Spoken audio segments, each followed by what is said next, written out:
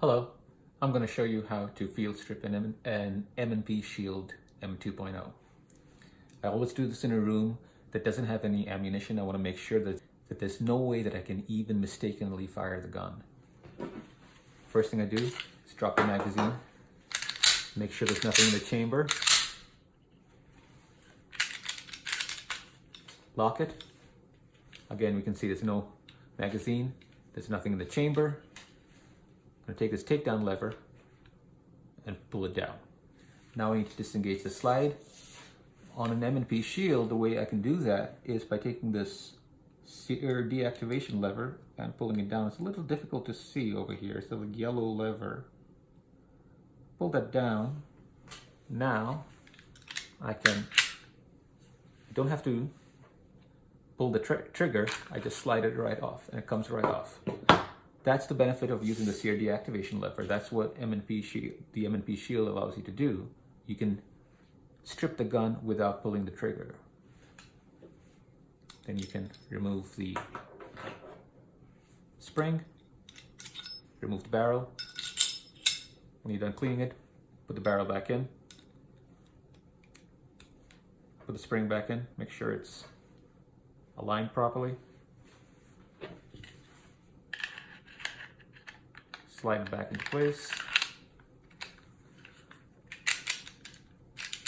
Lock the slide. Flip the takedown lever back up. We still have the sear deactivation lever down there. We need to pull that back up. But if we put the magazine in, that closes it and that pushes the lever back up, and we're done. Now let me show you the way that I prefer to do it. I'm very disciplined about it. I make sure when I'm cleaning my gun there's no ammunition in the room. I make sure that the first thing I do is remove the magazine, make sure that there aren't any rounds in the chamber. I make sure there's no one around me, there aren't any distractions. Now that I know that this gun is safe, it isn't going to magically fire around. There's no way for that to happen. So what I do is lock the slide in place, flip the takedown lever back down, move the slide back, point the gun in a safe direction, squeeze the trigger once, and it comes right off. And again, I can remove the spring, I can remove the barrel and clean them. And when I'm done, just slide everything back into place,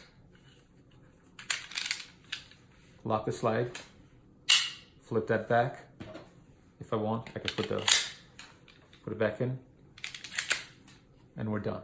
I hope it helps.